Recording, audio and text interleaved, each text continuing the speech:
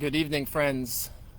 My name is Tom Warren, and I serve as the rector here at St. Mary's Episcopal Church in Kinston, North Carolina. In the midst of the pandemic, when countless Americans are grieving the loss of family, friends, and neighbors, it is important to remember in prayer those who have died. And so we join so many around our country and beyond, I'm sure, in doing so today. I'm going to begin this time and invite you to join me in prayer before we have a moment where the church bells are rung in remembrance of the 400,000 American lives who have died in this pandemic. Let us pray.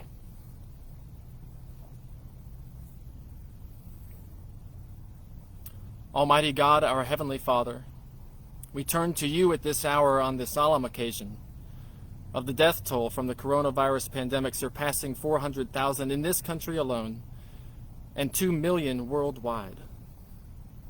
As the bell of this church rings 40 times this evening, each sound will represent 10,000 American lives. And we confess that it is impossibly hard for us to fathom the depth of this loss.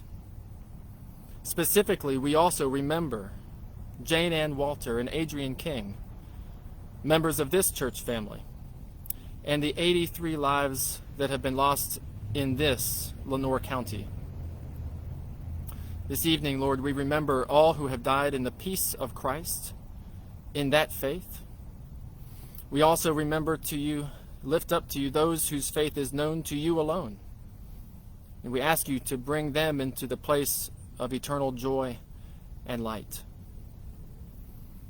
Father, we also remember that your Son Jesus once said, "Blessed are those who mourn, for they will be comforted."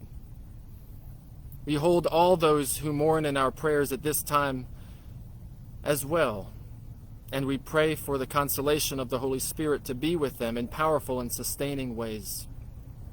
May the peace of Christ, which surpasses all understanding, dwell richly in all of the hurting hearts of this and every land. And Lord, we know that we continue along a hard road.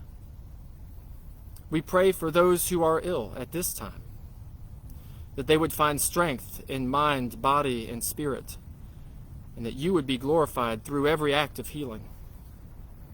We pray for all medical professionals, from emergency responders to primary care providers, to hospital staff, physicians, nurses, technicians, and all who are a part of the care that patients need, both in response to the onset of illness and in the prevention of infection through vaccination and the teaching and encouragement of best practices.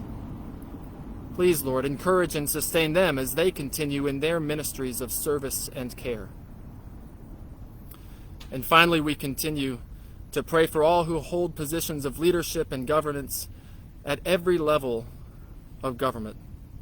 Guide them in all wisdom and grace, and bring us together, recognizing the image of Christ and respecting the dignity of every human being.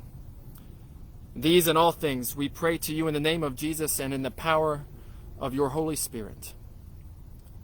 Amen.